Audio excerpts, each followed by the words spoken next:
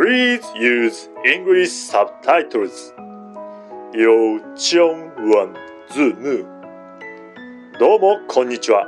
ジェニュエンウォッチです。今回は前回紹介した SARW055 の色違いのモデルのレビューをしていきます。色の違いによる雰囲気の差を楽しんでください。それでは早速チェックしていきましょう。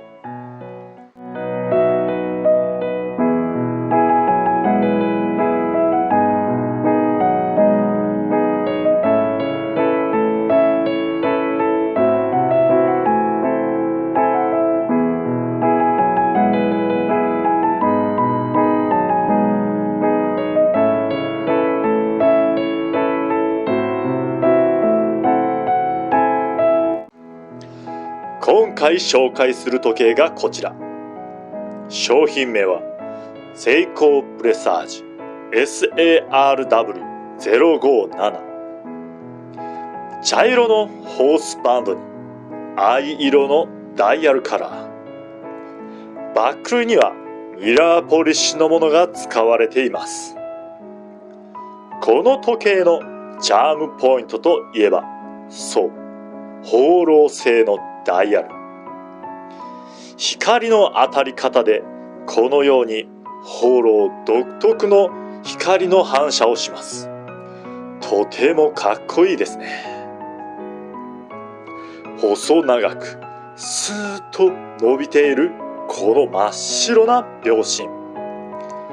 そしてこのクラシカルな雰囲気の真っ白な自針分針。シンプルなインデックスもこのように真っ白。この白と藍色の組み合わせ。グレート。もう一つ伝えたいポイント。ダイヤルの一番外側をよーく見てください。テーパーになっていないんです。よくあるモデルはこのようにダイヤルの端がテーパーになっているんです。このようにテーパーになっていないデザイン、より一層クラシカルな雰囲気になりますね。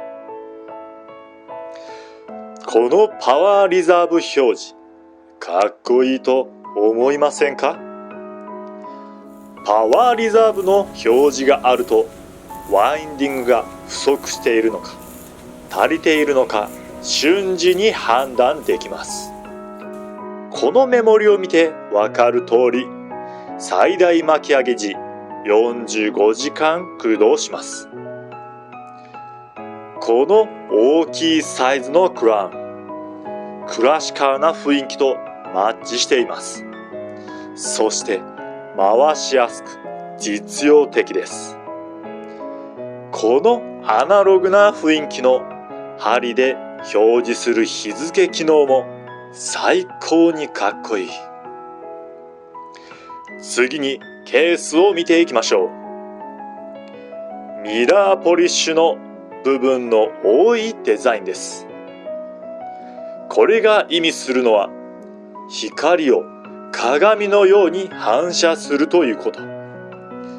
シンプルなケースデザインとこのミラーポリッシュが相乗効果になり、ラグジュアリーな雰囲気を出していますね。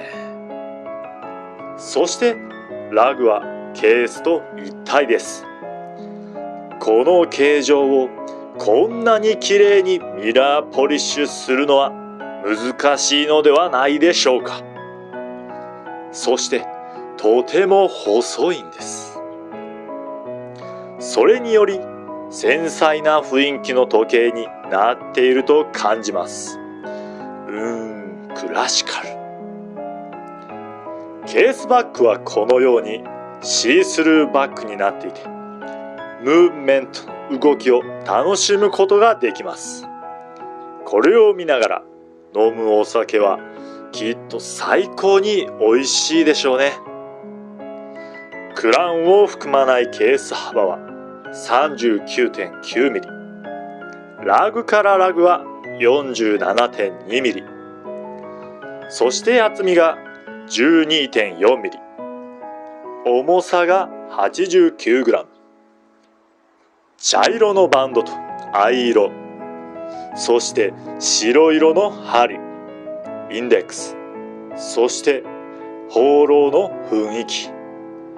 最高にクラシカルな時計だと思います。いかがでしたか？